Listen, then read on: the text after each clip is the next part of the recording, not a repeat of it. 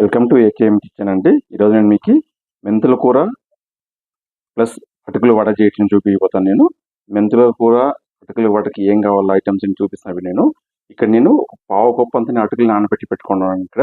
ఇక్కడ పావు కప్పు నేను శనగల పిండి తీసుకున్నాను.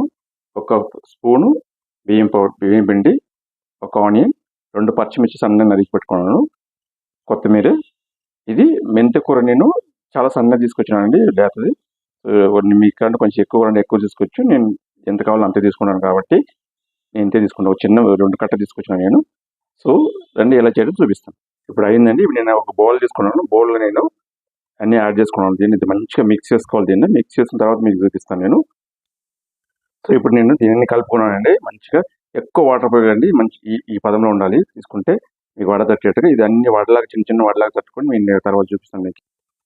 సో మెంతుల కూర అటుకుల వడ రెడీ అయిపోయిందండి. ఆ మెంతుల కూర అనేది స్మెల్ అయితే చాలా ఫ్లేవర్ మంచిగా ఉంది.